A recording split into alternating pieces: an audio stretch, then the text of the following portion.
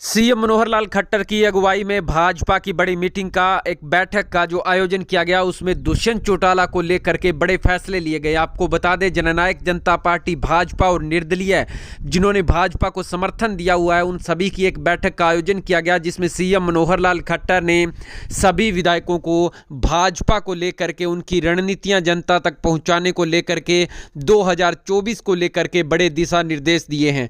आपको बता दें, पूर्व खेल मंत्री संदीप सिंह मामले को लेकर के भाजपा पूरी तरह से सख्त हो चुकी है, क्योंकि भाजपा इस बात को अच्छी तरह से जानती है कि यदि पूर्व खेल मंत्री संदीप सिंह पर आरोप सिद्ध हो गए, दोषी पाए गए, तो आने वाले समय में गठबंधन सरकार के लिए तो क्या भाजपा की पूरी तरह से किरकिरी होगी और जनता का मोह भंग हो जाएगा।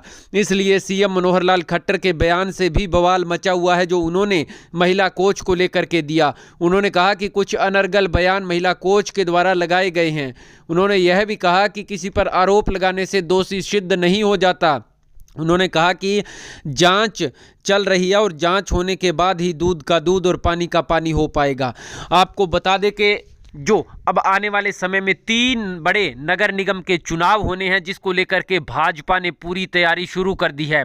अब गठबंधन में जजपा के साथ चुनाव लड़ा जाए या अकेले सिंबल पर लड़ा जाए, जिसको लेकर के भाजपा ने बड़ा फैसला कर लिया है। भाजपा ने जो फैसला किया है कि खुद भाजपा प्रदेश इकाई भाजपा हाईकमान को अपने दम पर चुनाव लड़ करके वोट परसेंटेज में बढ़ावा दिखाना चाहती है, क्योंकि 2022 के जिन नगर परिषद और नगर पालिका जहां चुनाव हुए हैं वहां पर भाजपा को जजपा के सहयोग से बहुत बड़ा नुकसान हुआ है। जिसके बाद आपको बता दें, भाजपा के सीएम बदलने की मांग भी लगातार उठ रही थी, लेकिन भाजपा हाईकमान ने एक आखिरी मौका सीएम मनोहर लाल खट्टर को नगर निगम चुनाव तक दे दिया है। यानी कुल मिलाकर के बात कहें तो भाजपा चाहती है कि सीएम मनोहर लाल खट्टर के नेतृत्व में प्रदेश के अंदर भाजपा को मजबूत किया जाए।